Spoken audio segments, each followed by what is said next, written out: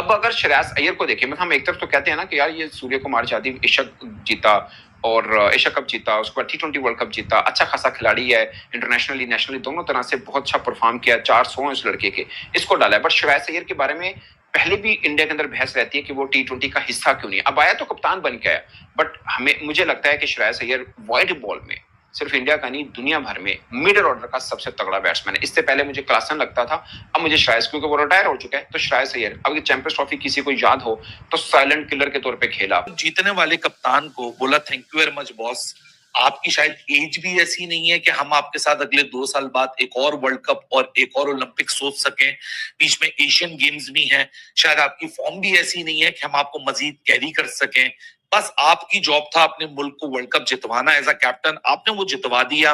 आपने एक historic record बनवा दिया कि रोहित शर्मा से सूर्य कुमार यादव एक वर्ल्ड कप विक्ट्री से दूसरी वर्ल्ड कप विक्ट्री, और उसके बाद आपको बोला थैंक यू वेरी मच भाई साहब, साइडलाइन हो जाइए, अगला कप्तान तैयार है, अगला बंदा तैयार है, हम तो उसके साथ मूव ऑन करेंगे। जब इस तरह की आप सेटिंग और प्रेसिडेंट सेट कर देते हैं ना, ऐसी मिसालें कायम कर देते हैं, तब आता है बेसिकली मजा, और तब आता है वो चीज जो कि हर एक खिलाड़ी को ऑन इट स्टोर रखती है कि नो मर्सी। आप मुल्क से बड़े नहीं है और आप उस मुल्क की क्रिकेट से बड़े नहीं है। आप अच्छे टैलेंट है, आपको बैक किया जाएगा, लेकिन एक हद तक आपको बैक किया जाएगा अगर आप डिसेंट परफॉर्म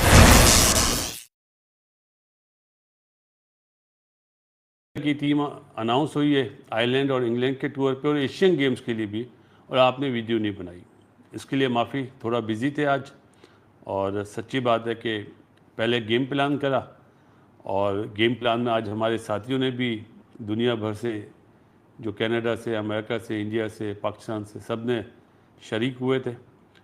तो हमारे व्हाट्सएप ग्रुप में भी हमारे गुरजंत साहब हैं कनाडा से, उन्होंने मुझे टीमें भेजी हैं, तो उस पर भी बात करेंगे। सवाल और हेडिंग सिर्फ यही है कि सूर्य कुमार कैसे ड्रॉप हो गया जो वर्ल्ड कप का चैंपियन कप्तान है, ये सवाल भेजा गया है। तो रिसर्च करिए थोड़ी सी, अगर गलतियां हों तो माफ़ कर दीजिएगा। पहले मैं टीम पढ़ लेता हूं आयरलैंड की और इंग्लैंड टूर की, जिसमें अय्यर को कप्तान बनाया जी और तिलक वर्मा को वाइस कप्तान बनाया। अभिषेक शर्मा, संजू बाबा, बबलू सूर्यवंशी, ईशान किशन, अय्यर, तिलक वर्मा, ये तो हो गया आपके बैट्समैन। अब 2 ऑलराउंडर इसमें आए हैं, शिवम दुबे और नीतीश रेड्डी।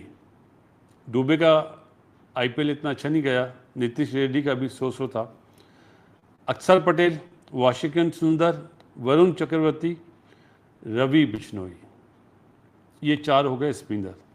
और 4 ही फास्ट बॉलर आए हैं, मोहम्मद सिराज जिसका आईपीएल बहुत अच्छा गया, अर्शदीप सिंह, हर्षित राणा फिट हो गया है, और प्रिंस यादव, इसकी बड़ी अच्छी परफॉर्मेंस रही है आईपीएल में। एशियन गेम्स में भी ऑलमोस्ट सेम टीम ही है, सिर्फ उसमें बुमराह का इंक्लूजन है कि बुमराह को ऐड करा है।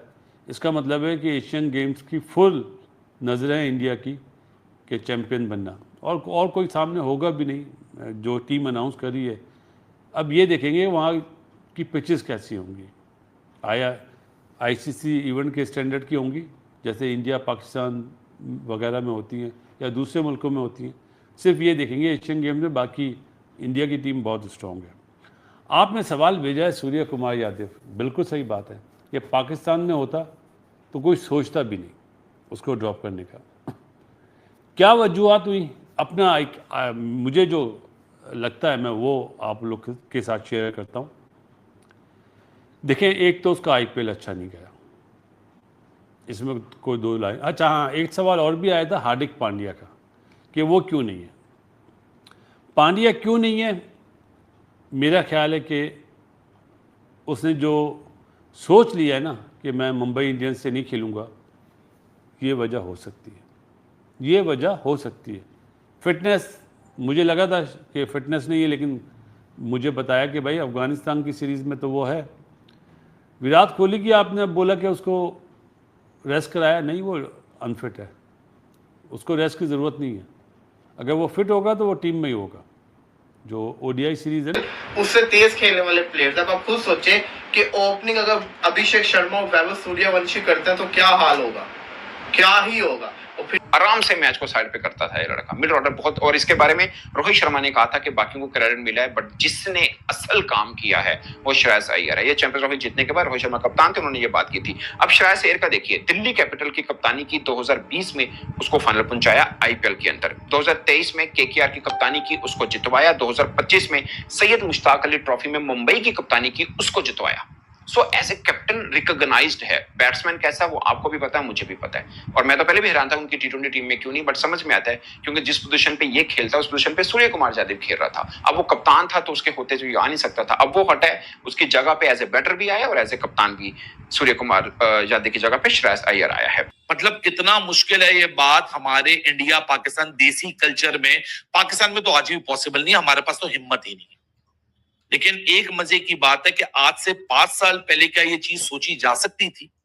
जब इंडिया को इतना लंबा अरसा हो गया था, इंडिया जीत ही नहीं पा रहा था कोई ट्रॉफी, क्या ये एक 5 साल पहले ये चीज सोची जा सकती थी कि एक बंदा कप्तान बने, कप्तान बन के वो मुल्क को वर्ल्ड कप जितवाए, वो भी back to back world cup, जो कि पहली दफा हो, किसी और टीम ने ना किया। उसके बाद उसको बोला जाए thank you very much boss, आपका काम बस यही तक था, आगे बढ़ो, और लड़के इंतजार में बैठे हुए।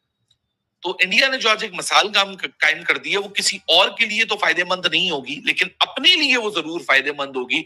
और एक ऐसा मिसाल कायम कर दी गई जो कि आगे आने वाले वक्तों को में भी जो लड़के हैं उनको ऑन इट स्टोर रखेगी। लेकिन इसके साथ श्रेयस अय्यर की कैप्टनसी की आज अनाउंसमेंट हुई। What a comeback story for him. यही बंदा ईशान किशन के साथ 2024 में सेंट्रल कॉन्ट्रैक्ट कैंसिल हुआ, सेंट्रल कॉन्ट्रैक्ट से बाहर किया गया, टीम से बाहर किया गया, और वो भी क्रिकेट के असूल के पॉइंट ऑफ व्यू से, कोई जाती दुश्मनी नहीं थी। उस वक्त के कोच राहुल द्रविड़ ने एक प्री रेक्विजिट रखा था अपने लड़कों के लिए, डोमेस्टिक खेलना है, कोई कॉम्प्रोमाइज नहीं होना। जब 2 अच्छे बड़े नामी गरामी प्लेयर श्रेयस अय्यर और ईशान किशन ने कॉम्प्रोमाइज किया, उनको बोला thank you very much, sideline हो जाइए, जरूरत ही नहीं है आपकी, और प्लेयर है हमारे पास। और उन दोनों को साइडलाइन करके भी इंडिया ने T20 वर्ल्ड कप 2024 जीता, 2025 की चैंपियंस ट्रॉफी जीती। वो एक प्रोसेस से गुजरे। ईशान किशन डोमेस्टिक गया, अपनी डोमेस्टिक टीम की कैप्टनसी की, कैप्टनसी के साथ आइकॉनिक परफॉर्मेंसेस लगाई, कैप्टनसी के थ्रू सैयद मुश्ताक अली ट्रॉफी जीती, और उसके बाद टीम इंडिया में वापस आया, वर्ल्ड कप खेला, वर्ल्ड कप विनिंग टीम का मेंबर बना, that too with performances, bench पे बैठ के नहीं। और श्रेयस अय्यर जो 2024 में बाहर हुआ था टीम से, जो टीम का हिस्सा तक नहीं है, वो स्क्वाड का हिस्सा तक नहीं था, वो उस पूल का हिस्सा तक नहीं था, वो कम बैक कर रहा है as a player and as a captain. He will be taking India in the future for the next World Cup and in the Olympics. तो भाई जब आप इस तरह प्रेसिडेंट सेट कर देते हो ना, हम ऑस्ट्रेलिया के बारे में बात किया करते थे कि वहां कोई मर्सी नहीं है, वहां खेल है, आपकी क्लास है तो आपको बैक किया जाएगा। आज की नई जमाने की ऑस्ट्रेलिया हमको बीसीसीआई की शक्ल में दिख रही है। आगे बढ़ते हैं, और एक और इस वक्त की सबसे बड़ी खबर, वैभव सूर्यवंशी। हालांकि मेरा जाती ओपिनियन थोड़ा सा मुख्तलिफ है, लेकिन अब जो वैभव सूर्यवंशी की परफॉर्मेंसेस हैं, उस परफॉर्मेंस के बाद तो वैभव सूर्यवंशी को बेंच पे बिठाना, इंटरनेशनल कॉल अप से इग्नोर करना या थोड़ा सा और डिले करना, ये और सवालात को जन्म देगा। क्योंकि भाई साहब अब तो एक ऐसी सिचुएशन बन चुकी है, एक 15 साल का बच्चा 14 साल पुराने रिकॉर्ड तोड़ा है आईपीएल में। मतलब highest strike rate, Chris Gayle से ज्यादा छक्के, youngest to 500 runs, the kind of the strike rate he